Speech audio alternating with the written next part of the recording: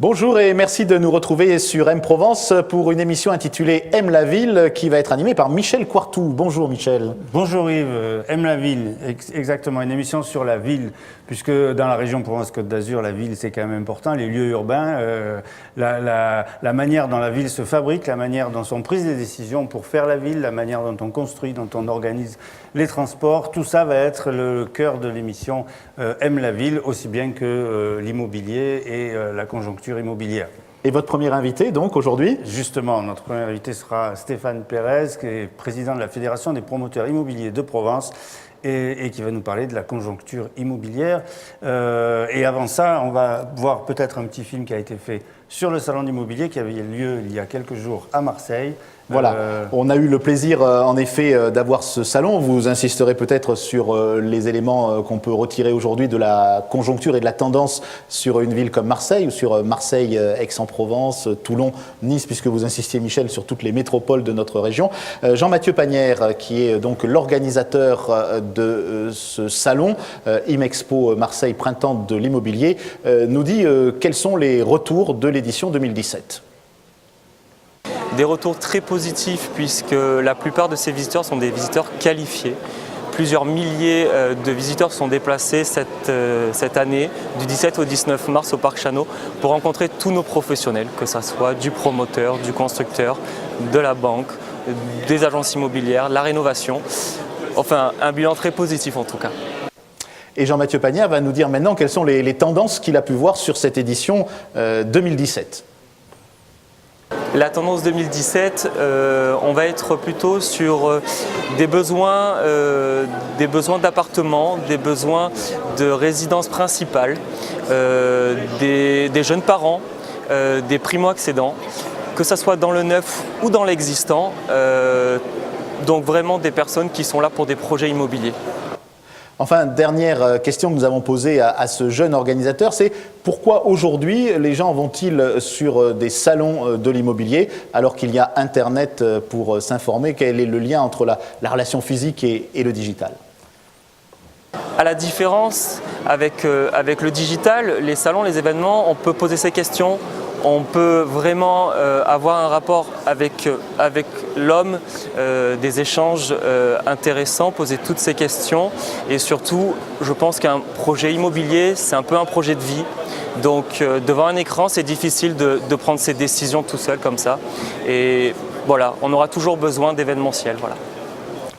Michel Coirtou, on aura toujours besoin de rencontres, d'événementiels, c'est ce que vous nous proposez. C'est ce qu'on est en train de faire aujourd'hui. Alors Stéphane Pérez, est-ce qu'on est en train de sortir de la crise qui a démarré avec celle des subprimes aux États-Unis? Est-ce qu'on est aujourd'hui en train de repartir? Est-ce que c'est une reprise? La crise, c'est en 2008. Oui. Je crois qu'on est sorti de la crise l'année dernière déjà, parce que 2015 a été une très bonne année. Et je pense qu'on n'est plus en crise. Si je dois vous faire un petit récapitulatif de 2016, je vais même dire que c'est une année mitigée par rapport à 2015, elle est moins bonne. On a construit, mon secteur, moi, il va d'Avignon à Saint-Tropez, on va dire, et de Marseille à Briançon. D'accord, une partie du 05-04, l'intégralité du 13 et une partie du 83. Sur cette zone-là, on a mis en vente 1700 logements en moins que 2015. Donc on peut dire que c'est une année qui est pas très bonne. Mais aussi, on a fait 700 logements en plus que 2014, par exemple. On a un ordre d'idée. Donc, elle est mitigée, elle est en dents de scie. Ce que je dois vous dire, c'est que, en tout cas, une chose est sûre, c'est que la demande, elle y est. Notre ville, elle est attractive. Et ce qu'on vient d'entendre, c'est que sur le salon immobilier, par exemple, il y avait beaucoup de primo-accédants. Ça fait très longtemps que chez nous, on voit beaucoup de primo-accédants. Alors le primo-accédant, pour les gens qui... C'est les gens qui accèdent pour la première fois à la propriété. Et à Marseille, on est à l'inverse de la France, c'est-à-dire qu'on a beaucoup de jeunes qui veulent accéder à la propriété, on est fiers de notre ville, on pense qu'elle va bien évoluer, etc. Puis c'est souvent un peu difficile de faire venir des gens, d'ailleurs, dans notre ville, à Marseille ou ailleurs d'ailleurs. Et globalement, justement, ce qui s'inverse, et c'est là toute l'attractivité du territoire, c'est qu'aujourd'hui, on a un peu plus de 50% en accession et on a pratiquement 50% en investissement. Et ça, c'est la première fois. Ça veut dire qu'il y a quelque chose qui change. L'investissement, c'est les gens qui achètent pour louer, c'est ça? Pour louer. Et c'est nécessaire aussi. Bien sûr. Alors que jusqu'à présent, il y avait beaucoup plus de gens qui On était chez investissaient. 70%. D'accord. Et ça s'inverse. Et d'ailleurs, on s'en rend bien compte parce que, alors c'est pas toujours noble, mais vous avez des réseaux de vente via des conseillers en gestion de patrimoine qui vendent nos produits. Et ces gens-là, ils venaient jamais chez nous. Et maintenant, ils commencent à venir. Donc à partir du moment où ils commencent à venir, ça veut dire que quelque part, il y a une image qui est en train de se changer. Ça veut dire que le territoire, la région Marseille-Provence est plus attractive qu'avant? Ah, c'est sûr, c'est sûr. Et notre gros problème, c'est essentiellement les mises en vente, l'offre commerciale, qui est trop faible. Mais à chaque fois qu'on met un programme en commercialisation, il se vend. Donc ça veut dire qu'il y a une demande importante et vous n'arrivez pas à produire... Je vais vous donner 2-3 chiffres. On a mis en vente plus de 10 000 logements, 10 008. Ouais, On en a vendu 9 717. D'accord ? ouais. Et on a un stock de 7 718. 7 718 de stock sur le territoire, ça veut dire qu'on a 8 mois de stock. 8 mois de stock, c'est très très faible. C'est comme quand vous prenez une boutique, un magasin par exemple, et vous avez très peu de stock. Ben, vous allez voir si ce magasin vend bien. Non. Ben, nous, non seulement on n'a pas de stock, mais en plus on vend bien. Donc ça veut dire que la demande elle est forte. Ça veut dire qu'on n'est pas en crise. Bien au contraire. Mais alors si vous n'arrivez pas à produire pour répondre à cette demande, ça veut dire quoi? On se bat. Vous avez des problèmes de Oui, quel ordre? On se bat, vous en parlez souvent, et puis nous on y revient aussi, c'est les durées d'instruction, problème pour avoir les autorisations, les difficultés dues à la réglementation, tous les plans de prévention aussi. On a des PPRI, des PPRT, enfin c'est des règles un peu techniques, mais des plans de prévention d'incendie, d'inondation, etc.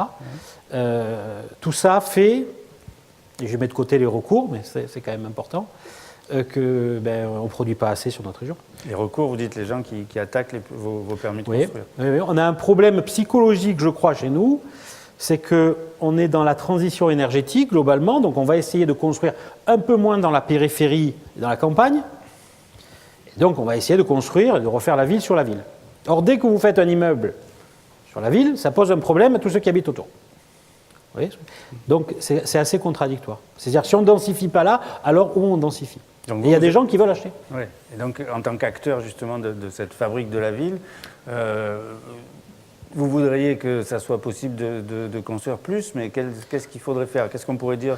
Alors, il y a Est-ce que c'est un plusieurs problème de choses. terrain? Est-ce que c'est... Au niveau fédéral, on se bat avec nos élus, avec les gens qui écrivent toutes ces réglementations, etc., pour l'améliorer, pour que ce soit mieux compris, pour que ce soit mieux intégré, pour que ce soit en rapport avec les transports, les commerces, etc.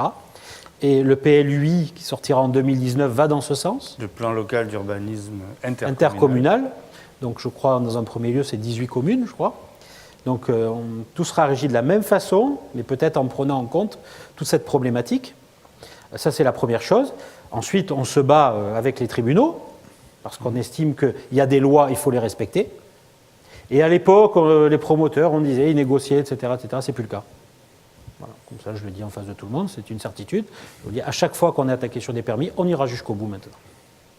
Parce qu'il y a la loi et on doit la respecter. Après, on comprend bien qu'il y a des problématiques. Et de temps en temps, il y a même des préjudices. Dans ce cas-là, on discute des préjudices. Mais on est dans une ville qu'on doit faire évoluer. Et la survie de notre ville, l'attractivité du territoire, économique, etc. On parlait du bâtiment. Le bâtiment, tout à l'heure, on parlait d'emploi. Quand on dit toujours, c'est 2 emplois par logement. Donc vous voyez, par rapport à 2015, quand on perd 1700 logements, c'est 3400 emplois sur le territoire. Vous voyez, c'est énorme. Hein. Vous dites le territoire, mais est-ce qu'il y a des disparités entre Marseille et le reste de la région? Est-ce qu'il y a des lieux où on construit plus que d'autres? Alors oui, vous avez... Marseille, c'est le gros du marché quand même, il ne faut pas se leurrer. C'est la ville importante de notre territoire. On est un peu déçu des résultats marseillais, puisqu'on fait en mise en vente. Je parle souvent en mise en vente parce que c'est important. C'est les réservations de demain et c'est les constructions de demain et donc l'emploi de demain. Et sur Marseille, par exemple, cette année, on fait moins 19%. Alors que notre adjointe à l'urbanisme ou même notre directeur général des services ont donné 5800 autorisations cette année. Or, si je regarde, nous, en mise en vente, on a mis 2900, la moitié. Donc pour l'instant, j'essaie de voir comment ça se fait. Il y a quelqu'un qui n'a pas le bon chiffre, c'est ça? Non, alors je leur fais complètement confiance là-dessus. Je ne remets pas du tout en cause ça, mais je pense simplement qu'on a un temps de latence entre les autorisations et ensuite la mise en vente, qui est peut-être trop longue parce qu'on attend peut-être justement que la période de recours soit passée, ensuite le temps de mettre en commercialisation. Ce qui veut peut-être dire que ces 5800 autorisations sur Marseille, c'est de bon augure pour 2017. L'attractivité d'une ville, c'est aussi ses transports, ses axes. On voit l'impact déjà du bout de L2 qui fonctionne, hein, ça va déjà très très vite. Est-ce que vous avez des préconisations à faire en ce domaine? Est-ce que vous êtes consulté? Est-ce que vous dites, mais là on pourrait construire sur cette colline, mais à condition que les voitures puissent se croiser Je crois qu'aujourd'hui, de toute manière, la Fédération est membre du conseil exécutif de l'UP13 et on en parle souvent dans ce sens, et on est très proche de la CCIMP dans ce sens, qui œuvre sur toute la problématique transport. Au jour d'aujourd'hui, quand on dépose un permis de construire, c'est pris en compte. C'est-à-dire on ne construit plus un objet au milieu de nulle part. Donc il y a non seulement les flux qui sont pris en compte, il y a même des études. Aujourd'hui, on a des cabinets qu'on paye pour étudier. Est-ce qu'on peut y arriver en piéton, en transport en commun, en transport particulier, etc. pour arriver sur cette résidence. Ça, on travaille avec les élus là-dessus. Et après, il y a des gros programmes d'envergure qui ont un impact sur nos villes. On peut parler de XXL, qui va être par exemple une restructuration des quartiers nord, d'une partie des quartiers nord. Pour le projet d'extension d'Euroméditerranée. C'est peut-être 10, 15, 20 ans de travail là-dessus. Donc justement, là, il y a un gros travail qui est fait au niveau des accès, des trains aussi, puisque avec la gare Saint-Charles, toutes ces modifications-là. C'est pris en compte. Justement, Michel, c'est un peu le terme de Smart City qui ressort derrière tout ça, ou Smart ville Cell, intelligente. C'est vraiment smart, à votre avis, Marseille? Vous nous en parlerez dans les autres numéros de Oui, on en parlera, de la ville. parce que là, c'est un gros sujet, on en parlera dans les autres numéros. Une petite question pour taquiner le promoteur, le président des promoteurs, Stéphane Pérez. On entend souvent le reproche de dire que vos appartements sont tous les mêmes, qu'il n'y a pas trop de diversité, que les gens ne peuvent pas vraiment choisir, on est obligé de prendre ce que vous faites, et c'est assez basique. Qu'est-ce que vous répondez à ça? C'est ni faux ni vrai. On est obligé globalement, de toute manière, eu égard aux contraintes qu'on a, de réaliser des trames, etc., un système de fonctionnement. Mais je pense aussi, et depuis peut-être 4-5 ans, que la philosophie du maître d'ouvrage, elle change. Et globalement, on s'aperçoit aujourd'hui que on est les précurseurs en termes d'innovation industrielle, en termes de mixité, mais toutes sortes. Je ne parle pas de la mixité sociale, je parle de mixité générationnelle, fonctionnelle, etc. Smart Say. Voilà. On fera une émission spéciale sur Smart Say. Mais c'est pour chaque résidence. Aujourd'hui, on essaye de comprendre, est-ce qu'on va ouvrir ses portes avec une clé à l'avenir? Est-ce qu'aujourd'hui, déjà dans nos copropriétés, on peut régler notre chauffage du bureau, etc. etc. Tout ça, c'est dans la réflexion. Donc je vous dis, il y a de l'innovation partout. Il y a des logements évolutifs aujourd'hui qui sont en train d'être mis en place. On travaille là-dessus, comment on va évoluer avec le télétravail, avec les familles qui se décomposent, etc. Donc tout ça, on y réfléchit. Et on va même plus loin, puisqu'aujourd'hui, je vous rappelle que, par exemple, même pour la transition énergétique, en 2020 va sortir une nouvelle réglementation thermique, et l'État a dit, travaillez maintenant, travaillez 2-3 ans, et puis en fonction des résultats que vous obtenez, on fera la réglementation. C'est ça l'histoire aussi de décloisonner les mondes, etc., qu'on entend souvent. Et on aura l'occasion d'en reparler. Merci d'avoir été notre premier invité. Mais merci Michel d'avoir été avec nous sur cette émission. Merci. M la ville, donc le rendez-vous qu'on vous proposera régulièrement sur M Provence. À très bientôt.